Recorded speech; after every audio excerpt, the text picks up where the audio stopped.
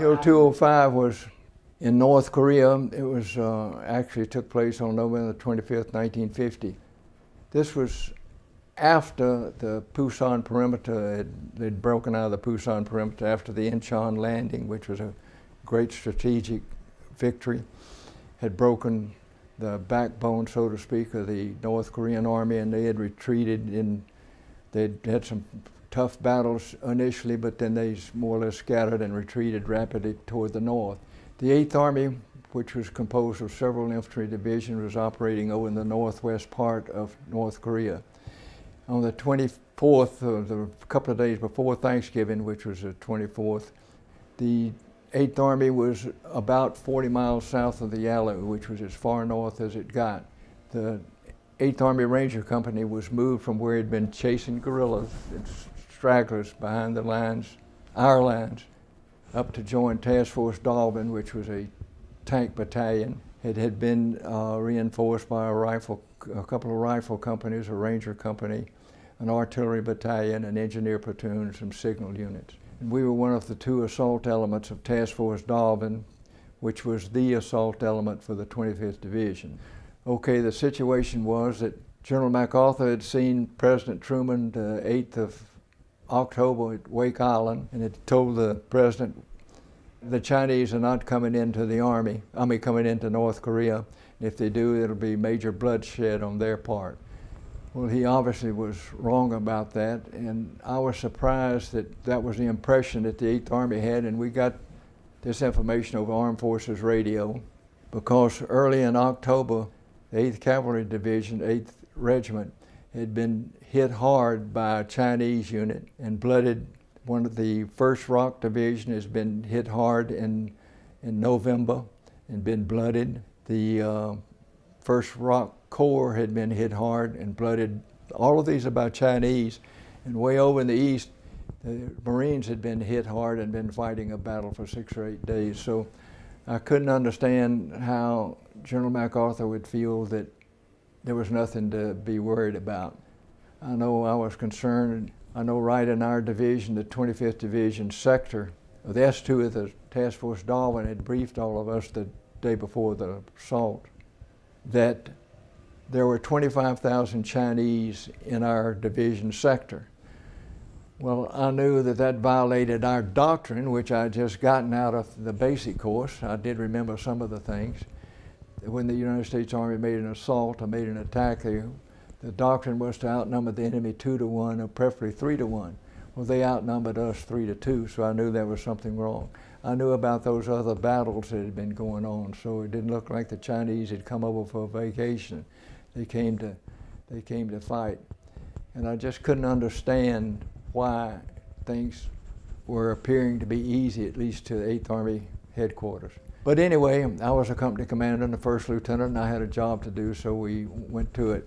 We made our assault on November the 24th and attacked our objective and achieved our objective. The next day we had a similar thing. It is where it was Hill 205. It was a cold day, freezing in the daytime, below freezing at night. Beautiful day, but cold. We were to attack across 800 yards of open, cleared, frozen rice paddy and seize Hill 205 on the far side. We did that. We had 51 Rangers present for duty. We had 9 Katusas, K-A-T-U-S-A,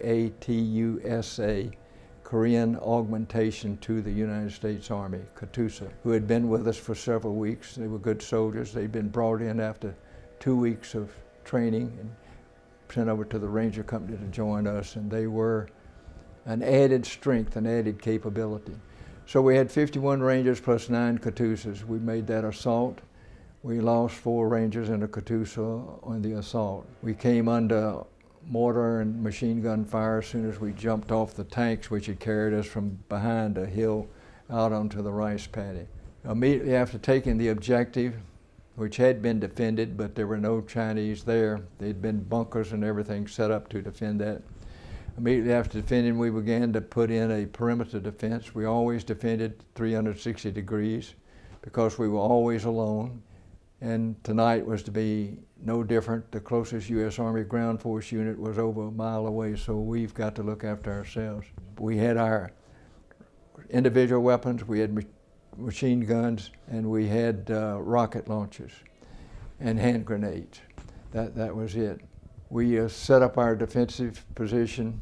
I went back while they were setting it up. I walked the perimeter with one of my platoon leaders, Barney Cummins, first lieutenant. He was the GOAT of our class at West Point, but a real good man, and a real good man. Walked the perimeter with him, telling him this is where we will do it. We were talking together about the best way to defend the hill. I went back across the open rice paddy to check in with the task force headquarters because my radio wasn't functioning and I wanted to do some face-to-face coordination. I got with the S3, he briefed me on the situation. It looked like the Chinese were stiffening. Things were getting harder, tougher. I coordinated with the artillery liaison officer. We laid on some artillery concentration, something I'd learned to do in the basic course. I didn't remember something from the course. So I went back up there and I picked up one of my rangers who had been helping a wounded Katusha. And he and I were carrying a case of hand grenades each back up the hill. And as we were entering the perimeter, we heard the Chinese blowing the whistles and bugles. That was the way they coordinated with each other. We hurried back inside the perimeter, got on the radio and alerted them to what was happening. We immediately, after that, those whistles and bugles ceased sounding. We were hit by a mortar barrage and automatic weapons fire, and shortly thereafter a shower of hand grenades. I called on artillery, got artillery on one of those concentrations that I'd already planned. That's what learning does for you, prior planning does for you. And that stopped the assault. We had some casualties, but it stopped the assault. I was wounded by a hand grenade on that first assault. I checked the perimeter as I always did. About that time, we heard the Chinese blowing the whistles and bugles again, so I immediately ran back to the foxhole, which was only about 10 yards behind my perimeter, and got on the radio again and called for artillery. We got artillery right away, right on the concentration that I asked for flares. It illuminated the battlefield, which enabled my rangers to pick out individual Chinese rather than firing blindly into the darkness. Stopped that assault. We had two more assaults, or we had 4 assaults there.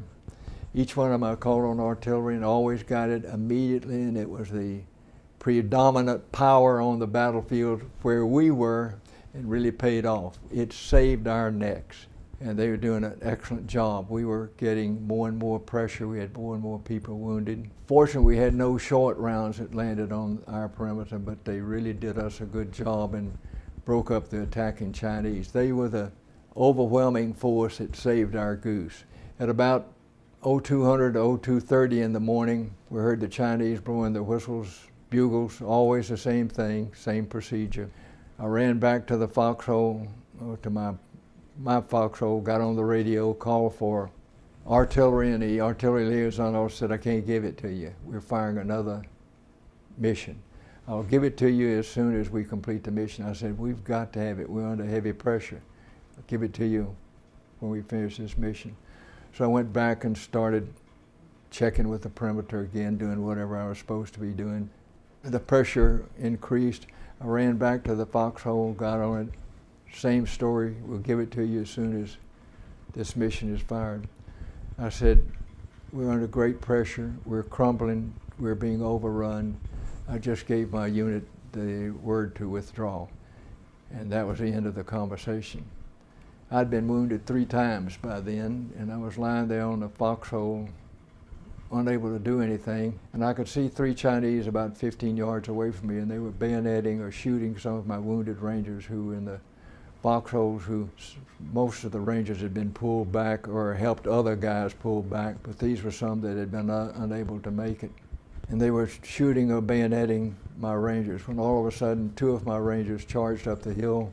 Private First Class Billy G. Walls, Private First Class David L. Pollock. They shot the 3 Chinese, killing them, I assume. Came over where I was lying on the ground. Walls said, "Sir, you hurt?" I thought that was the dumbest question I'd ever heard in my life. But I didn't say that to Walls. I said, "I'm hurt bad. I can't move, leave me behind." Walls hands his rifle to Pollock. Scooping. Walls was a big man, still is. Skips, picks me up, throws me over his shoulder and starts staggering down a very steep mountain face with Puckett giving cover and fire. We were crashing through the brush, and the Chinese had advanced to the top of the hill and could hear us. I'm pretty sure they didn't see us. They fired in our direction, but it's what I called inaccurate fire. They were firing blindly, so it was not as bad as it might sound. We went maybe 150 yards or so, and Walls puts me down on the ground and says, "Sir, you're too heavy. I can't carry you any further." With that, he and Walls each grabbed a wrist and dragged me the rest of the way to the bottom of the hill on my backside. Not very ceremonially, but we made it. They made it. At the bottom of the hill, there were 3 tanks from the task force that had moved up to the base of the hill during the battle, and they had not fired anything during the battle.